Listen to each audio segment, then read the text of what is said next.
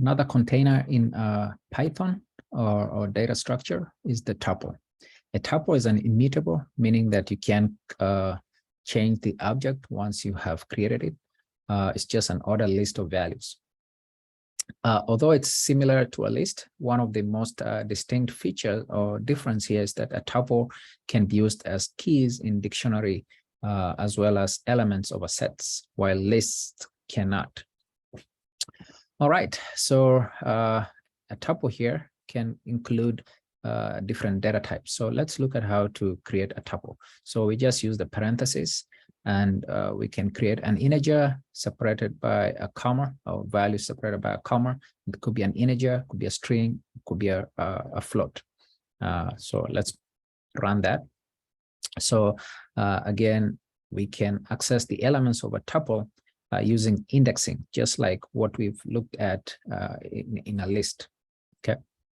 So now that we've created a list, or rather a tuple called example tuple, so we can use this square bracket notation, and we pass the integer position for each of these. So here's 0 here. Remember, Python indexing starts from 0. So 0 here will just print out value number 1. Here 1 will print out hello world. In fact, here will be hello world. Okay. Then lastly here we pass 2, we print that. So let's run that. I already have that. Again, we can also perform negative indexing, where -1 just means return the last element. -2 means return the second last element, and so on and so forth. So if we pass using the square bracket notation here, -1, then we are coming from the last. So we should be able to just remember here, we are not starting from 0. -1 just means from the last, and so on and so forth. -3 here would just mean print 1. Okay, so let's print that one. You can see that's the output. Also, we can use the indexed method here to find a specific element in a tuple. So let's look at how to do this. So I could just say print our tuple here is called example tuple. And then we use the dot notation to access index. We already have it there.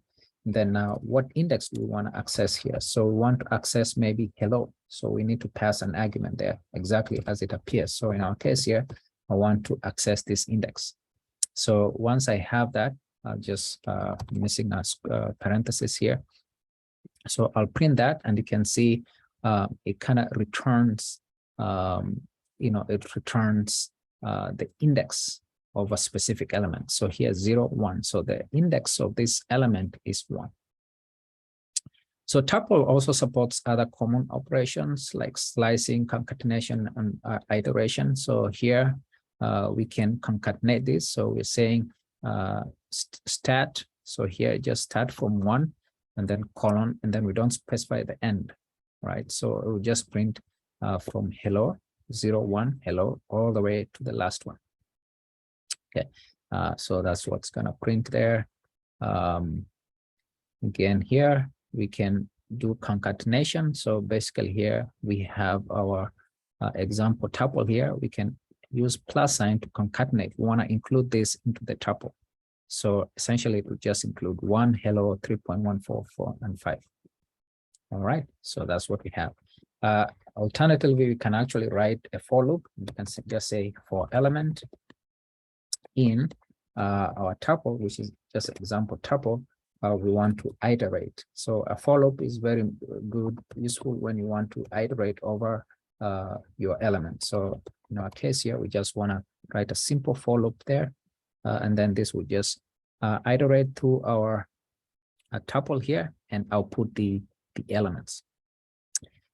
Also, you can unpack the values in a tuple by assigning them to multiple variables in one line.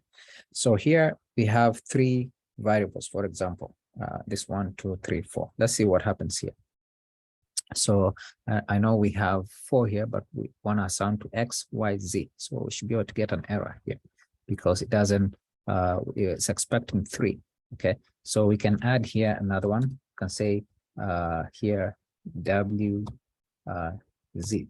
All right, so we can modify this, and we can say here we just want to print W.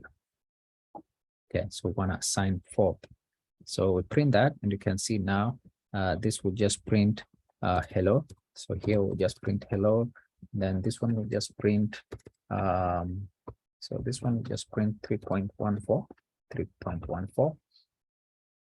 And then this one will just print hello. Then this one will print 1. Okay.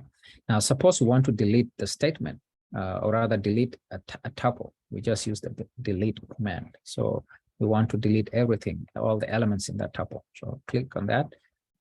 When we run that, again, we run our tuple. You can see now it's not defined, meaning it doesn't exist. As we conclude here, we can see also that Python, when creating a tuple, you can either use the parentheses or you can just create them as it is, right, without using the parentheses. So both of these will just be of tuple type. Okay. Suppose we wanted to convert a list into a tuple. So first of all, let's create a list here using square brackets. So we have list that has 3 values, 3, 4, and 5. So to convert this, we just pass this list here as an argument to tuple function. Okay. And once we do that, when we print that, you can see we just converted it into a tuple using square brackets. Okay.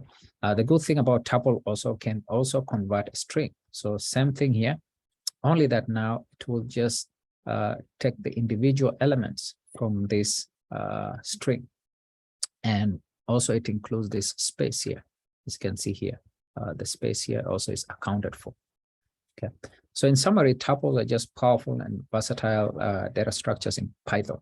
I mean, they're immutable, meaning that you can change that, and can also be used as keys in dictionary, and can also return multiple values from a function.